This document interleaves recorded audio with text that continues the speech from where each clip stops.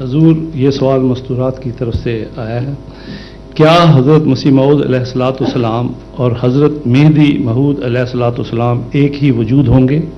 جبکہ حدائث میں ہے کہ حضرت عیسیٰ ابن مریم کا نزول بیت المقدس میں ہوگا اور مہدی علیہ السلام بنی فاطمہ کی اولاد سے ہوں گے اور مکے میں پیدا ہوں گے۔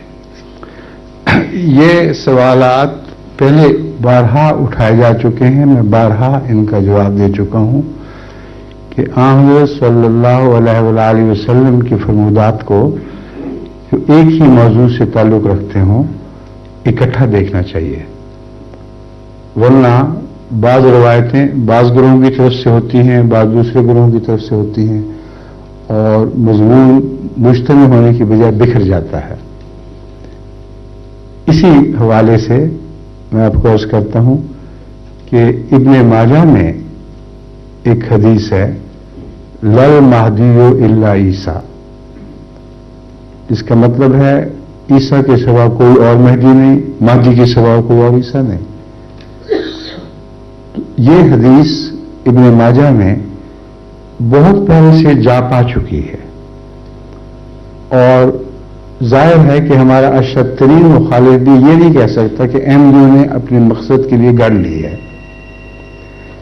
جن لوگوں میں یہ عقیدہ قائم تھا کہ عیسیٰ زندہ ہیں اور مہدی الگ ہوں گے، ان لوگوں نے اس حدیث پر یہ اعتراض نہیں کیا کیونکہ ان کے اندر سعادت بھی تھی۔ جس بات کو رسول اللہ صلی اللہ علیہ وسلم کی طرف منسوب دیکھا اس کی تشریحات اپنے دل میں جو بھی کرتے ہوں، اس حدیث کا انکار نہیں کیا گیا، اور یہی وہ بنیادی حقیقت ہے جس کو جماعت احمدیہ قبول کرتی ہے۔ ہمارا عقیدہ یہ ہے کہ پیشگوئیاں لفظاً پوری نہیں ہوا کرتی، پیشگوئیوں میں پیغام ہوا کرتے ہیں۔ اگر لفظی پیشگوئیوں کے پیچھے چلیں تو سارا نظام مذہب کلیتاً بگڑ جائے گا۔ یہ کسی فون کی گھنٹی بج رہی ہے، سننے میں شاید فوری پیغام ہو۔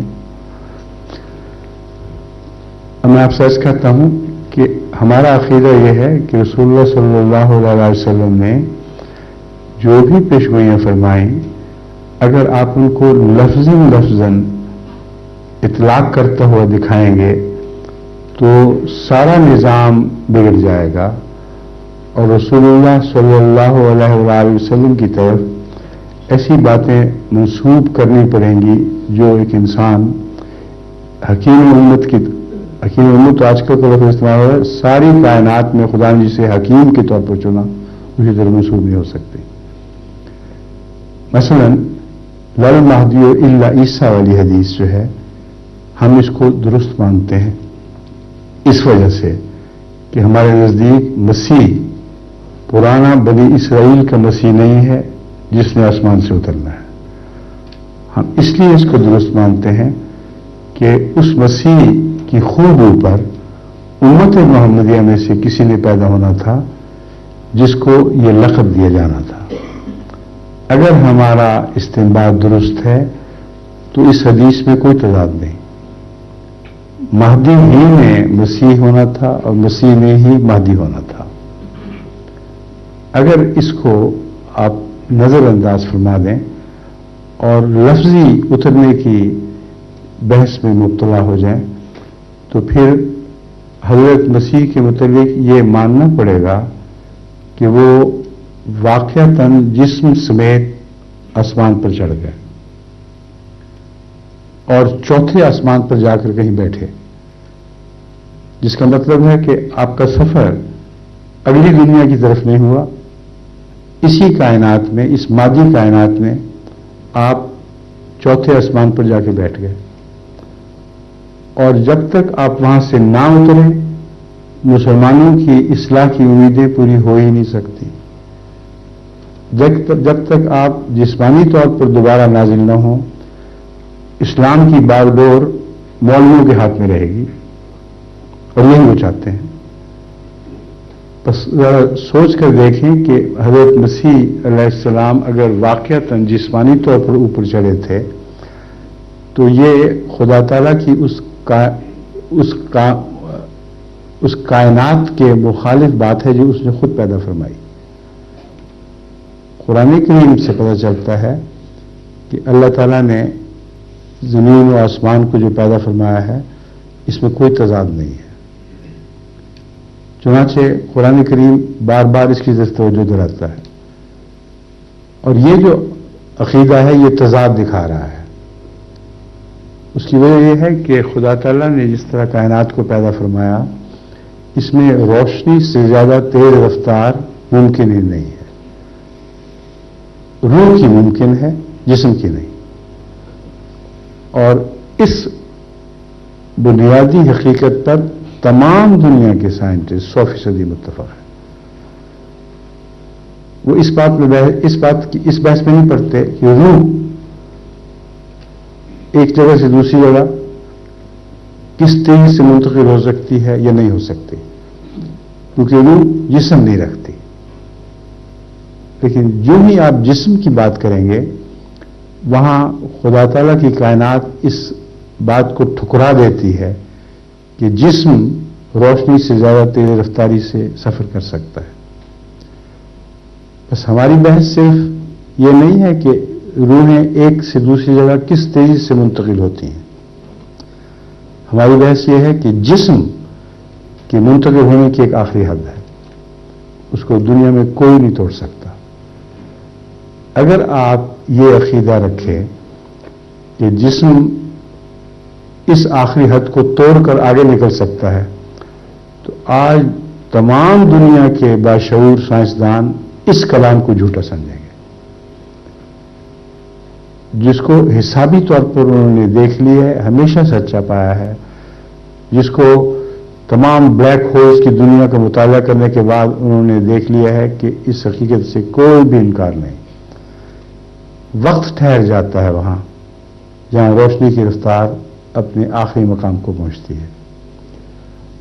اس تفصیلی بحث کا یہاں موقع نہیں. آئنسٹائن میں اگر کسی کو دلچسپی ہے تو اس نے کسی حد تک اس بات پر روشنی ڈالی ہے کہ وقت جب ٹھہر جائے تو کیا کیا تماشے رونما ہوتے ہیں. مگر یہ حقیقت ہے کہ مسیح روح کے ساتھ تو سفر کر سکتے تھے، جسم کے ساتھ نہیں. اگر جسمانی سفر کا عقیدہ ہے تو قرآن کی روح سے بالکل جھوٹا ہے. یہ علماء جن سے ہمارا جھگڑا چل رہا ہے یہ جسمانی عروج اور جسمانی نزول کی باتیں کرتے ہیں. یہ کہتے ہیں جسم سمیت عیسیٰ علیہ السلام کہیں غائب ہوئے اور بیچ کے آسمان پر ٹھہر گئے، اور اسی جسم سمیت جب دوبارہ اتریں گے تو ان کی راج دہانی شروع اور ہماری ختم. نہ وہ اتریں اور نہ ان بلاؤں سے ہمیں چھٹکارا ملے. یہ ایک بالکل قطعی دو ٹوک حقیقت ہے. اس لیے باشعور مسلمانوں سے میں یہ درخواست کرتا ہوں کہ اس پر غور کریں، فکر کریں. مسیح نے اپنے جسم سمیت نازل نہیں ہونا، اگر ہونا تھا تو آج سے پہلے جو بلائیں ہم پر نازل ہو چکی ہیں ان کو دور کرنے کے لیے اس کو اتر جانا چاہیے تھا. مگر حد سے گزر گیا ہے معاملہ. صرف ایک پاکستان میں جو کچھ اسلام کے ساتھ ہو رہا ہے اس پر نظر کر کے دیکھیں تو یوں لگتا ہے کہ اسلام کا نام و نشان بھی وہاں باقی نہیں رہا سوائے مولوی کی تقریروں کے. اسلام کی روح اٹھ گئی ہے اور مسیح بھی اوپر بیٹھے ہوئے ہیں. وہ کیا کر رہے ہیں؟ اور دوسری حقیقت یہ پیش نظر رکھیں کہ اگر حضرت مسیح نے جسمانی طور پر ہی چڑھنا تھا اور جسمانی طور پر ہی اترنا تھا تو روشنی کی رفتار پر اگر وہ چلتے تو ایک سیکنڈ میں 1,86,000 میل ان کو سفر کرنا چاہیے. اگر روشنی کی رفتار سے وہ سفر کرتے اور ایک سیکنڈ میں 1,86,000 میل کی رفتار سے اڑ رہے ہوتے تو ان کو گئے ہوئے ابھی صرف 2,000 سال کا عرصہ گزرا ہے. اور کائنات کا جو وسط ہے اس تک پہنچنے کے لیے 10 بلین سال چاہیے اس رفتار پر. تو مولوی کے بیان کے مطابق اگر مسیح نے جسم سے سفر شروع کیا تھا تو یہیں کہیں ارد گرد ہوں گے. ابھی ان کو कायनात के वस्त तक पहुंचने के लिए तकरीबन 10 बिलियन साल चाहिए। कब वो पहुंचे और फिर वापसी भी शुरू करें तो हाथ लगाते ही वापस आना होगा, और वापसी शुरू करें तो 10 बिलियन साल और। तो अब तक कायनात की जितनी उम्र गुजरी है आफरीदिश के आगाज से या मादे के आगाज से, उतनी ही कम से कम उम्र और दरकार होगी। तो इस सारे अरसे में इस्लाम को बलाएं चिमटी रहेंगी। 10 मिलियन साल और बल्कि 20 मिलियन साल आना और जाना मिला के हम इंतजार में बैठे रहेंगे। ऐसी लागू बात है कि नामुमकिन है जो हज़रत सल्लल्लाहु अलैहि वसल्लम को वो हकीम समझता है जो खुदा ने समझा, आपकी तरफ ऐसी लागू बात मंसूब करे। ये गुस्ताखी है। इसलिए मैं आपको अक्ल सलीम की दावत देता हूं जो खुदा ही की पैदा करता है। इन बातों पर गौर करें तो आपका दिल इसके सिवा नतीजा नहीं निकाल सकता कि दर हकीकत में महदी और मसीह एक ही वजूद के दो नाम हैं। जो अल्लाह से फैज़ याफ्ता होगा, क्योंकि महदी का मतलब है जो हदायत याफ्ता हो। तो हमारा अकीदा यह है कि महदी खुदा से हदायत पाता है और वही महदी है जो मसीह के तौर पर इस दुनिया में ज़ाहिर होगा। इसलिए मैं उम्मीद रखता हूं कि जिन्होंने भी सवाल फरमाया है वो इस पहलू से मजीद गौर कर लें, क्योंकि वक्त गुजर रहा है तेजी से और ये सवाल इतना वसी जवाब चाहता है कि जिन बातों का मैंने इशारा किया है उनको तफसील से बयान करूं तो कई घंटे लग जाएंगे। एक बात सिर्फ मैं बता दूं, अगर लफ्जी पेशगोई को सच्चा मानना है लफ्जन लफ्जन, तो फिर मसीह के नुज़ूल से पहले जो लफ्जन अपने जिस्म समेत उतरेगा कुछ और चीजों का होना जरूरी है। मसलन उन सूअरों को मारना है उसने जो दुनिया में फैले होंगे, और उन सलीबों को तोड़ना है जो दुनिया का मजहब होंगी, और उस गधे पर सवारी करनी है जो दज्जाल का गधा होगा, और दज्जाल को अपनी तलवार से कत्ल करना है। तो अगर ये सारी बातें लफ्जी हैं तो और बातें छोड़ दीजिए, उस गधे का जिक्र अहादीस में पढ़ लें जो दज्जाल के गधे के नाम से मशहूर है। वो ज़मीन पर बहुत तेज रफ्तारी से चलता है, वो समंदर में बड़े बड़े अजीम फलक बोस जहाज़ों की सूरत में सफ़र करता है और डूबता नहीं। उस पर ऐसे एड के सामान, रिज़्क़ के सामान होते हैं जो उसका मालिक यानी दज्जाल गरीब कौमों पर अपनी बादशाही की खातिर उनकी तरफ वो रवाना करता है। ये तमाम अहादीस की में तफसील के साथ बातें दर्ज हैं। तो ऐसा गधा जब तक पैदा न हो जो हदीस के अल्फाज में इस तेजी से दुनिया में सफ़र करता हो, जिसके पेट में सवारियां बैठें, जो समंदर में अजीमुशान जहाज़ों की सूरत इख्तियार कर ले, जो हवा में उड़े और बादलों से ऊपर तेज रफ्तारी से एक ही जस्त में मशरिक और मगरिब के फासले तय कर ले, ये सारे मुख्तलिफ अहादीस के अल्फाज हैं।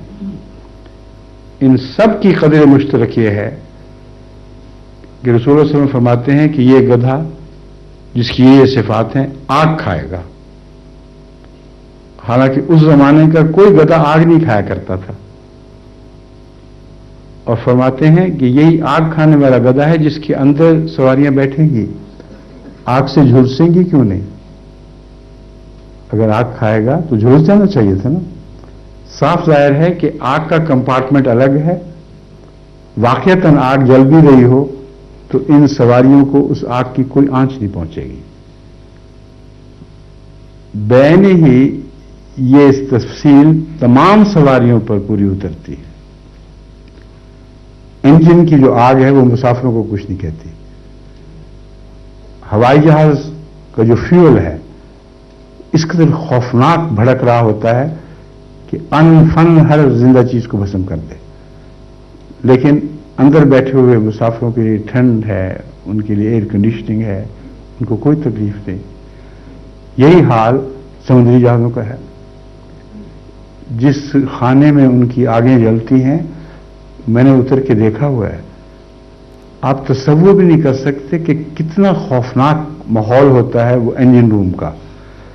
लेकिन वो बेचारे जिन्होंने काम करना है उनको आदत पड़ चुकी होती है, उसी में काम करते हैं, लेकिन मुसाफिरों तक वो आग नहीं पहुंचती। बैन ही यही तस्वीर हजरत रसूलुल्लाह सल्लल्लाहु अलैहि वसल्लम ने खींची हुई है। बस ये उलमा का क्या हाल है कि दुनिया के सबसे अजीम पेशगोइयां करने वाले रसूल की बातों को बच्चों की कहानियों में बदल देते हैं। ऐसी कहानियां जो पूरी हो ही नहीं सकती, और अगर वाकईतन पूरी हो सकती हैं तो फिर उस गधे को पहले उतारें। जब तक ये गधा नहीं निकलेगा मसीह आ ही नहीं सकता, चाहे 2 कदम पे बैठा हो।